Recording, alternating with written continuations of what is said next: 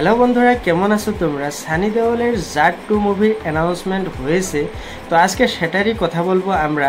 জাট 1 মুভিটা কিন্তু এখনও সিনেমা হলে চলছে। এখন জাট 2র কথা যদি বলি, এই অ্যানাউন্সমেন্টে কিন্তু আমি প্রচণ্ড হ্যাপি হয়েছি, কারণ এই ডিরেক্টরের কিন্তু তার হিরোদেরকে প্রচণ্ড মাসি ওয়েতে প্রেজেন্ট করার একটা ক্ষমতা রয়েছে, এবং আমরা সানি পাজিকে আরও একবার প্রচণ্ড মাসি ওয়েতে প্রেজেন্ট করা দেখতে পাবো।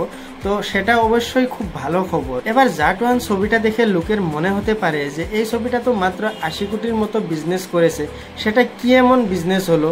সানি দেওল তো গাদারে এত বড় বিজনেস দিয়েছে। দেখুন, গাদারের সঙ্গে জাটের বক্স অফিস কালেকশন কোনোদিনও ম্যাচ করা যাবে না, কারণ গাদার হচ্ছে একটা কাল্ট ফিল্ম, সেই জন্য কিন্তু গাদার 2 এতটা সাকসেস পেয়েছে, এবং গাদারের সঙ্গে কিন্তু লোকের ইমোশনটা জড়িয়ে রয়েছে।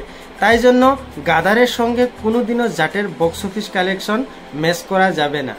গাদার 2র বিশাল সাকসেসের পরে কিন্তু সানি দেওলের হাতে অনেক বড় বড় কাজ এসেছে, যেমন ধরেন লাহোর 1947, বর্ডার 2, রামায়ণ, এবং হচ্ছে যে আমাদের আব্বাস মাস্তানের একটা নতুন প্রজেক্ট।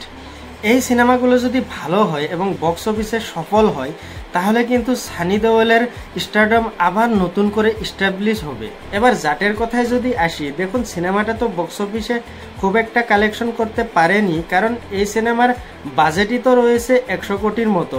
তো সেখানে সম্ভবত সিনেমা হল থেকে 75 থেকে 80 কোটির মতো কালেকশন করতে পেরেছে।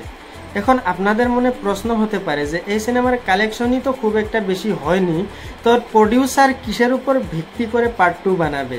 দেখুন, এই যে জাট 2 ছবিটা কিন্তু খুব একটা খারাপ নয়। আপনারা দেখেছেন কিনা জানি না, আমি ছবিটা দেখেছি, আমার কিন্তু পার্সোনালি দারুণ লেগেছে ছবিটা।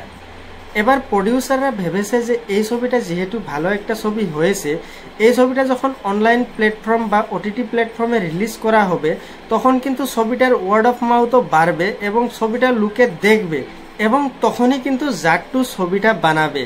তো বন্ধুরা, আজকের মতো এটুকুই। ভালো থাকুন, সুস্থ থাকুন, চ্যানেলটাকে সাবস্ক্রাইব করে দেবেন। Bye bye.